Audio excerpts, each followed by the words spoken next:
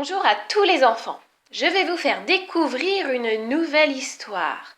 Le loup qui enquêtait au musée.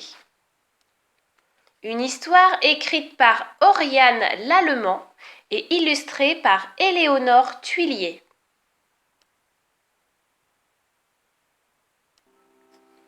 Il était une fois un loup qui n'aimait pas aller au musée.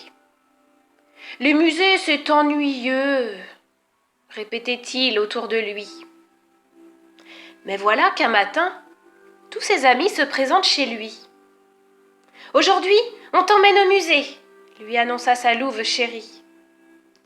Le loup fit la grimace, mais comme il était très amoureux, il dit oui.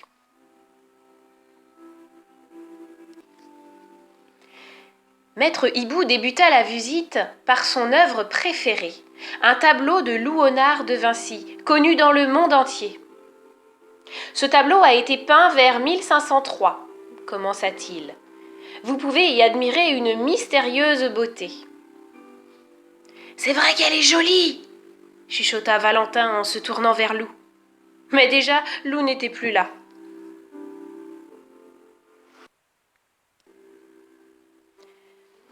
Dans la salle d'à côté, Lou s'était arrêté devant un tableau. Surpris, il pencha la tête pour mieux le regarder. Est-ce qu'il voyait mal? Ou bien, est-ce que cette toile était vraiment spéciale? Un petit rat éclata de rire près de lui. C'est un portrait peint par Pablo Picasso. Allez, ne fais pas cette tête et suis-moi. Aussi vrai que je suis Barnabé, gardien de ce musée, nous allons trouver une œuvre d'art qui te plaira.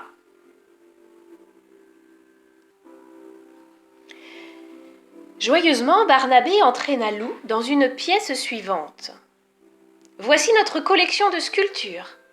Certaines ont plus de 1000 ans, d'autres à peine 20.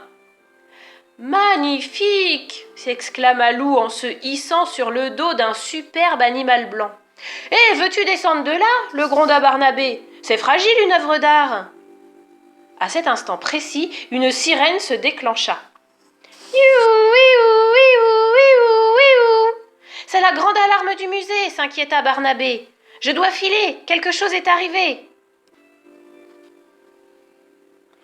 Lou essaya de rattraper Barnabé, mais ce musée était un vrai labyrinthe.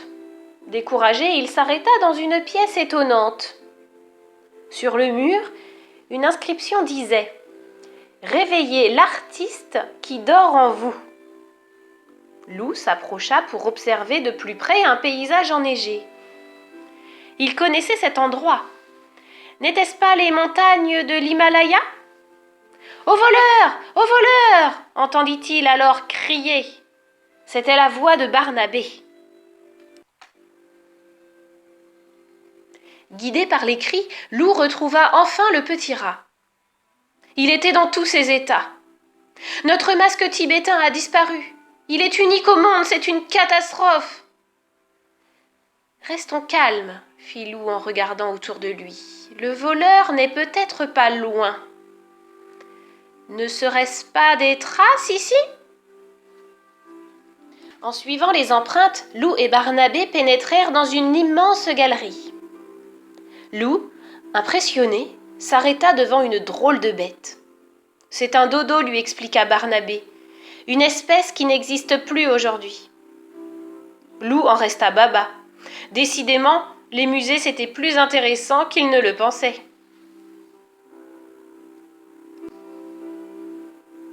À l'entrée de la salle suivante se dessinait une ombre inquiétante. « Le voleur n'est certainement pas par ici, » bredouilla Lou en reculant.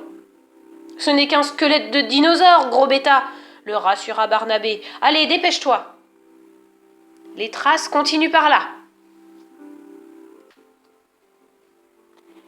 Lou s'avança prudemment entre les dinosaures. C'est alors qu'il aperçut quelque chose sur le sol.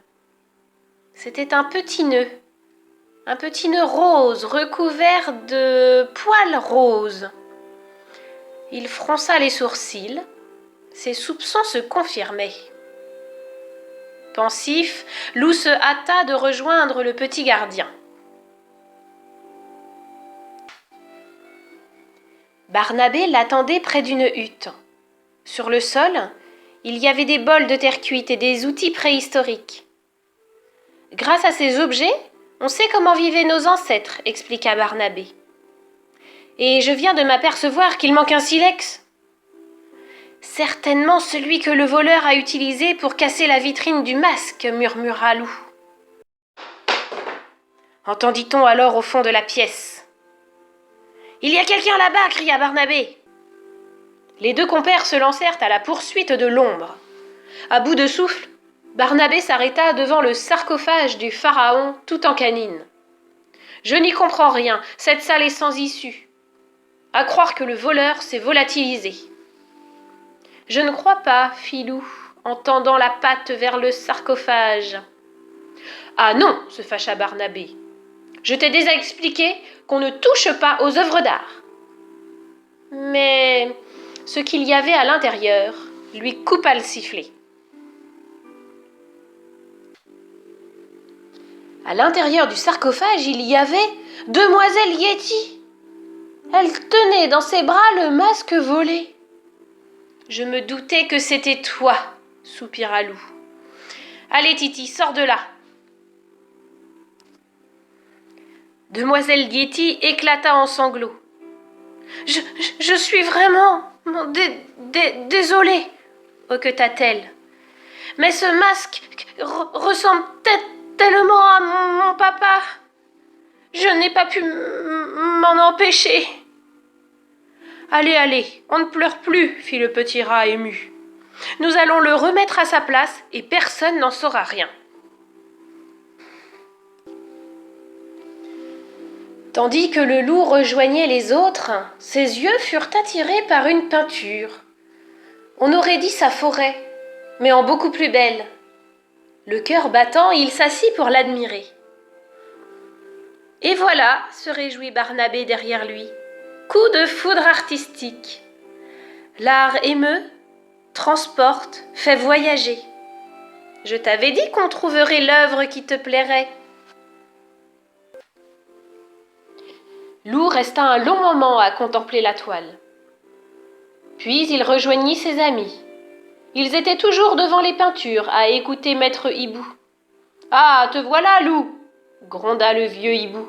« Et moi qui croyais que tu allais faire un effort pour apprécier le musée. À peine arrivé, tu disparais. » « Où étais-tu passé ?» demanda Louvalou à la sortie du musée. « J'ai grimpé sur un ours blanc, rencontré un dodo, échappé à un terrible dinosaure, résolu une énigme et je me suis promené dans une forêt merveilleuse, répondit Lou. Vous aviez raison, les amis, les musées, c'est passionnant. On y retourne quand ?